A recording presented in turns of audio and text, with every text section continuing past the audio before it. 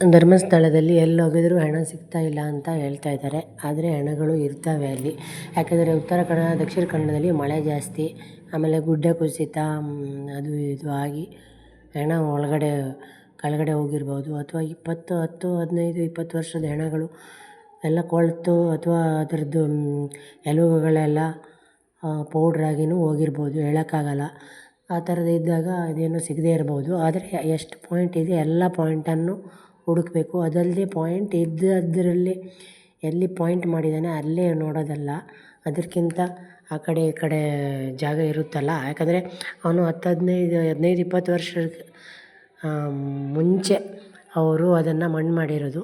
ಅದು ಇವಾಗ ಅವನಿಗೆ ಮರ್ತೋಗಿರ್ಬೋದು, ಅದು ಎಕ್ಸಾಕ್ಟ್ ಜಾಗ ಅಂತ ಇರಲ್ವಲ್ಲ.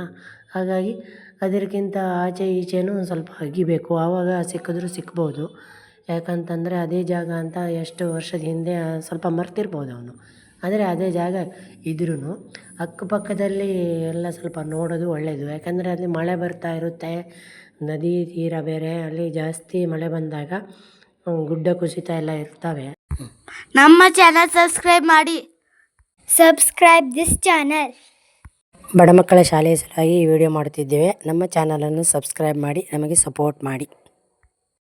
ಮಳೆಗೂ ಅದು ಎಲ್ಲ, ಯಾಕಂದರೆ ಅಲ್ಲಿ ಜಾಸ್ತಿ ಮಳೆ ಇರೋದ್ರಿಂದನೂ ಎಲ್ಲ ಬಾಡಿ ಎಲ್ಲ ಪೌಡ್ರಾಗಿ ಹೋಗಿರ್ಬೋದು, ಹೇಳೋಕ್ಕಾಗಲ್ಲ. ಓನ್ಲಿ ಆ ಥರ ID ಕಾರ್ಡು ಆ ಥರದ್ದು ಈ ಥರದ್ದು ಸಿಕ್ಕಿದ್ರೂ ಅದನ್ನು ನೋಡ್ಕೋಬೋದು ಅವರು. ಆದರೆ ಬುರುಡೆಗಳೆಲ್ಲ ಅಷ್ಟು ವರ್ಷದವರೆಗೆ ಇರುತ್ತಾ ಅಂತ ನೋಡಬೇಕು. ಯಾಕಂತಂದರೆ ಅದು ಕಷ್ಟನೇ. ಆದರೆ ಆಚೆ ಈಚೆ ಅಗಿಯಬೇಕು.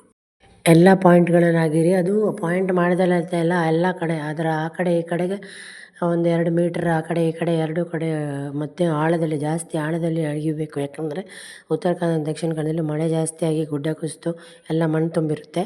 ಸಿಕ್ಕೇ ಸಿಗುತ್ತೆ, ಸಿಗದೇ ಇರಲ್ಲ. ಅವನು ಸುಳ್ಳು ಯಾಕೆ ಹೇಳ್ತಾನೆ ಆ ವ್ಯಕ್ತಿ.